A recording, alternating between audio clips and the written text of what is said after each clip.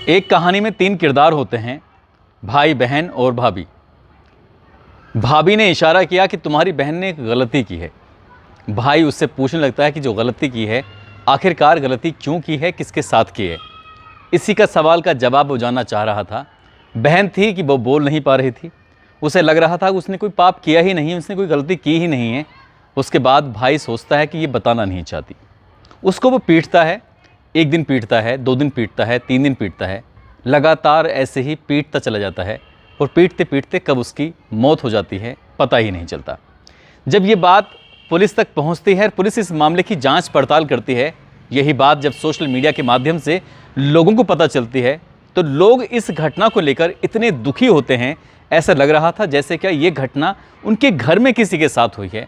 वाकई इस घटना को सुनने के बाद आपको भी बहुत ज़्यादा अफसोस होगा। आप भी सोचने पर मजबूर हो जाएंगे कि आखिरकार कोई व्यक्ति बिना सोचे समझे ऐसे कैसे कदम उठा सकता है।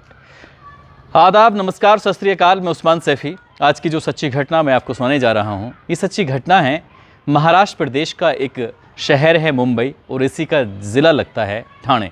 दरअसल ठाणे ज़िले का एक थाना है उल्लासनगर, और इसी उल्लासनगर का एक मोहल्ला, एक जगह है जहाँ पर एक 30 साल का लड़का सिक्योरिटी गार्ड है। सिक्योरिटी गार्ड नहाने के लिए जैसे ही बाथरूम में जाता है तो उसको जगह जगह बाथरूम में खून के धब्बे मिलते हैं, छींटे मिलते हैं। वो समझ नहीं पा रहा था कि आखिरकार क्या बात है।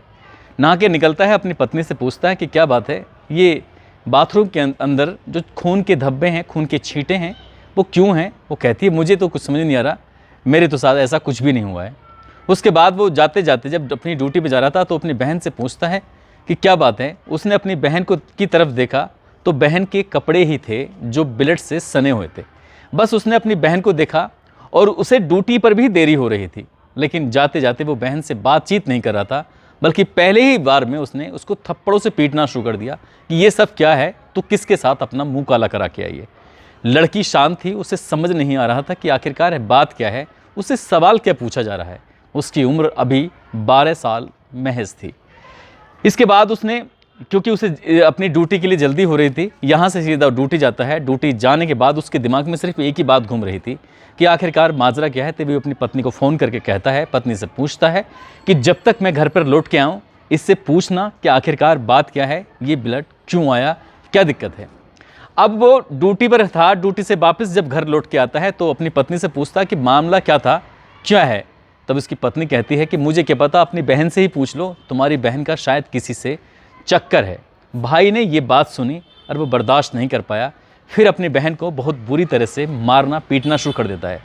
छोटा सा कमरा होता है, उस छोटे से कमरे में वो लड़की पिट रही थी, और पिटते हुए उसकी आवाज़ उस 4 दीवारी से बाहर नहीं जा रही थी, क्योंकि वो डर रही थी अगर बाहर आवाज़ जाएगी तो दूसरे लोगों को पता चलेगा और शायद उन्हें बुरा लगेगा कि आखिरकार बात क्या है। वो लड़की चुपचाप सहन करती रही और भाई से मारपीट सहन करती करती कब रात हो जाती है, दोनों भाई बहन पत्नी सो जाते हैं। दिन निकलता है। दिन निकलने के बाद फिर जब वो बाथरूम में जाता है, जाने के बाद जब देखता है फिर से ब्लड, कपड़ों पे भी ब्लड था। वो समझ नहीं पा रहा था। उसके दिमाग में सिर्फ एक ही बात थी कि इसकी बहन कहीं किसी के साथ मुंह काला करा के आई है और उसके साथ कुछ इतना गलत हुआ है जो शायद नहीं होना चाहिए था। भाई ने छुट्टी की और छुट्टी करने के बाद अपनी बहन से पूछता है कि आज मुझे जो सच है वो बता दो, नहीं तो फिर अंजाम अच्छा नहीं होगा। बहन शांत रहती है। बहन को पता ही नहीं चल रहा था कि वो क्या सवाल पूछ रहा है, क्या पूछना चाहता है, आखिर वजह क्या है। उसके दिमाग में कुछ ऐसी बात नहीं थी, क्योंकि 12 साल की बच्ची थी, उसके साथ पहली बार ऐसी जो वारदात हुई थी। अब उसके बाद भाई ने बहन को फिर से पीटना शुरू कर दिया। पास में एक डंडा रखा हुआ था, डंडे से उसको मारना शुरू कर दिया। वो रो भी नहीं पा रही थी, क्योंकि यहाँ ना उसकी माँ रहती है ना ही उसके बाप रहते हैं। माँ की पहले ही मौत हो चुकी थी, और जब माँ मर चुकी थी तो बाप ने कहा था कि मैं गांव में रह लूँगा, तुम भैया और भाभी के साथ रह लेना। बाप ने भी यही सोचकर अपनी बेटी को अपने भाई के पास भेजा था, ताकि वो भाई के साथ रहेगी, भाभी के साथ रहेगी तो सुरक्षित रहेगी। लेकिन भाई को भी यही अफसोस था कि मेरे साथ रहने के बाद भी वो सुरक्षित नहीं रही, आखिरकार क्या बात है। भाई को गुस्सा आया, और गुस्सा आने के बाद उसने फिर उसको पीटना शुरू कर दिया। दूसरा दिन भी निकल जाता है। दूसरा दिन निकलने के बाद फिर वो ड्यूटी तो गया ही नहीं था। रात भर उसकी पिटाई करता है। उससे सिर्फ एक ही बात पूछ रहा था कि किसके साथ तुम मुंह काला करा के आई हो, बस मैं यही बात जानना चाहता हूँ।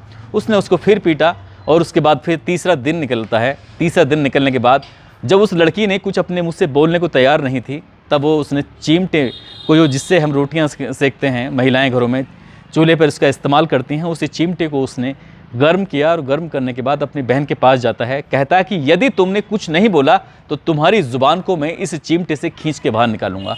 वो इतना निर्दयी हो चुका था कि उसने अपनी बहन की ज़ुबान को, उसके चेहरे को उस चिमटे से जलाने की लगातार बार बार कोशिश कर रहा था। कभी शरीर के अलग अलग हिस्सों पे उस गर्म चिमटों को लगाता था, तो कभी कमर पे लगाता था, तो कभी उसे मारता था, पीटता था। 3 दिन से लगातार वो लड़की प्रताड़ना झेल रही थी और तीसरे दिन उसकी तबीयत इतनी ज़्यादा बिगड़ जाती है कि उसका भाई, उसकी भाभी सोचने पर मजबूर हो जाते हैं कि आखिरकार ये हो क्या रहा है। वो खुद ही वो कहने लगते हैं कि ये जानबूझकर बेहोशी का नाटक कर रही है। बेहोशी के नाटक करने के बाद उसने अपनी बहन को फिर से पीटना शुरू कर दिया। उसको इतना पीटा कि जब उसकी सांसें थमने लगीं तब भैया और भाभी को लगा कि ऐसा ना हो ये मर जाए। वहीं पास में ही उल्लासनगर में एक सेंट्रल हॉस्पिटल है, उस बहन को उस हॉस्पिटल में लेके जाते हैं। डॉक्टर पुनीत होते हैं। डॉक्टर पुनीत पूछते हैं कि इसको काफ़ी चोटें आई हैं, आखिरकार क्या वजह है। तो कहते हैं कि थोड़ा जल गई थी, तो पता नहीं कैसे जल गई थी, ये बेहोशी की हालत में है, आप इसका इलाज कर दीजिए। डॉक्टर ने जब उसकी नब्ज़ को टटोलना शुरू किया, जब उसको कुछ दवाइयाँ देने की कोशिश की, तो उसके दिल की धड़कनें भी रुक चुकी थीं, उसके हाथ की नब्ज़ भी रुक चुकी थी। समझ लो कि वो लड़की मर ही चुकी थी। उसको मरी हुई को ही हॉस्पिटल लाया गया था। डॉक्टर ने कहा कि आखिरकार तुम्हारी बहन के साथ हुआ क्या था, बस मैं यही जानना चाहता हूँ कि आखिरकार इसके साथ इतनी चोट, शरीर पर, उसके पीठ पर, उसके सर में, उसके हाथों पर ऐसी कौन सी जगह है जहाँ पर उसके शरीर पर चोट के निशान नहीं है, जहाँ पर उसकी पिटाई के निशान नहीं हैं। डॉक्टर जब सवाल करता है तो वो जवाब नहीं देता। तभी उसको लगता है कि कुछ ना कुछ बात है। वो doctor Puneet Ulhasnagar police station को फ़ोन करते हैं। पुलिस से कहते हैं कि एक पेशेंट की अचानक ही मौत हो गई है, मौत का कुछ कारण है और आप इसका पोस्टमार्टम कराइए, उसका पता करने की कोशिश कीजिए। पुलिस मौके पर आती है। उस लड़की के शव को कब्जे में लेकर पोस्टमार्टम के लिए भेजा जाता है और पोस्टमार्टम से रिपोर्ट जब आती है तो पता चलता है कि 3 दिन से लगातार उस लड़की को प्रताड़ित किया जा रहा था और प्रताड़ित करने की जो वजह थी, उस लड़की को ब्लड बह रहा था, कभी बाथरूम में तो कभी उसके कपड़ों पर उसके छींटे दिखाई दे रहे थे। यही बात भाई को बर्दाश्त नहीं हो रही थी। अब इसके बाद उस पुलिस ने उसके भाई से पूछने की कोशिश की तो उसने कहा मेरी बहन का किसी से अफेयर था, उसने किसी के साथ मुंह काला किया है, इसीलिए उसको लगातार ब्लड बह रहा था। इसके बाद यहाँ मनोचिकित्सक को बुलाया जाता है, डॉक्टर की टीम इकट्ठा होती है और इकट्ठा होने के बाद बस यही जानने की कोशिश कर रहे थे कि आखिरकार बात क्या है। तो पता चलता है कि उस लड़की को पहली बार पीरियड्स आए थे, महामारी हुई थी। महामारी होने की वजह से ही उसको पीरियड्स आए थे, उसको ब्लड बह रहा था और भाई समझ रहा था कि उसका अफेयर है। भाभी जानती थी शायद इस बात को, लेकिन भाभी ने जानबूझकर अपने पति को बजाय समझाने के उसको भड़काना शुरू कर दिया, कहना शुरू कर दिया कि तुम्हारी बहन का अफेयर है।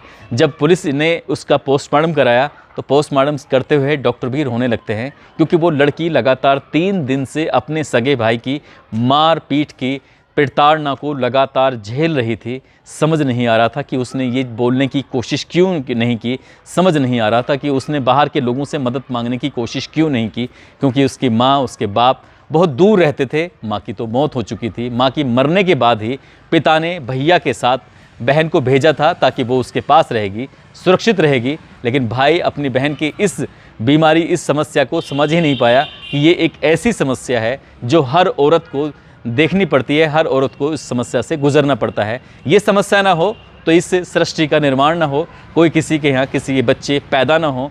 और कह सकते हैं कि जिसको ये सब समस्या नहीं होती है तो उसके यहाँ बच्चे पैदा होने में भी दिक्कत आती है। वो लड़का खुद शादीशुदा था, उसकी पत्नी चाहती तो सही बात उसके सामने रख सकती थी और उस लड़की की जान बचाई जा सकती थी, लेकिन जान नहीं बची। फिलहाल पुलिस ने उस महिला को भी हिरासत में लिया हुआ है। उस लड़के को गिरफ्तार करने के बाद जेल भेज दिया है। जब यही बात उस लड़की के पिता को पता चलती है तो पिता का रो रो कर बुरा हाल हो जाता है। और जब यही बात सोशल मीडिया पर, अखबारों में आती है तो खासकर उन लोगों को ज़्यादा तकलीफ होती है जिनके घरों में बेटियां हैं, जिन लोगों को ये मालूम है कि हर लड़की एक इस तरह की समस्या से, यानी कि पीरियड्स से होकर गुजरती है।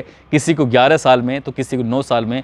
आजकल की जो तांती है उसमें कम उम्र में ही ये समस्याएं शुरू हो जाती हैं। और उस भाई ने ये जानने की कोशिश ही नहीं की कि आखिरकार क्या वजह है। उसे डॉक्टर के पास ले जाता तो शायद उसकी जान बच जाती। उस बेवकूफ़ इंसान के, उस मूर्ख इंसान के समझ में आ जाती कि उसकी बहन को कोई वैसी दिक्कत नहीं है, किसी के साथ अफेयर नहीं है, बल्कि पीरियड्स हुए हैं जो किसी को भी एक होना आम बात है। दोस्तों, इस पूरे घटनाक्रम को सुनाने का उद्देश्य किसी को परेशान करना नहीं है, किसी का दिल दुखाना नहीं है, बल्कि आपको जागरूक करना है, आपको सचेत करना है। मैं इस खबर को बिल्कुल भी नहीं सुनाना चाहता था, लेकिन मैं इस खबर को इसलिए सुनाना चाहता हूँ कि जिन घरों में बहन हैं, बेटियाँ हैं, तो वो कम से कम ये जान लें कि ये समस्या किसी के साथ भी हो सकती है। इसलिए भड़कने की बिल्कुल ज़रूरत नहीं है। ज़रूरत है तो उस समस्या होने पर किसी डॉक्टर के पास लेके जाने की या किसी से सलाह लेने की। जाते जाते कुछ लोगों के जन्म नाम लेना चाहूँगा, जिसमें शाहनवाज हुसैन है, अशोक कुमार हैं, इदरीस खान है, संजीव सिंघल है, विक्रम सिंह राणा है, मिंटू सिंह हैं, रवि भूषण हैं, रिंकू ठाकुर, शिवा राणा है, मंगल सिंह रावत है, महेश पंचोली हैं, मोहम्मद आमिर मलिक हैं, बलराम सिंह तोमर हैं, रितेश सिंह है, जाकिर हुसैन हैं, मोहम्मद सलमान। इन लोगों ने नाम लेने की अपील की थी। आप सब लोग अपना ख्याल रखें, सुरक्षित रहें। जय हिंद, जय भारत।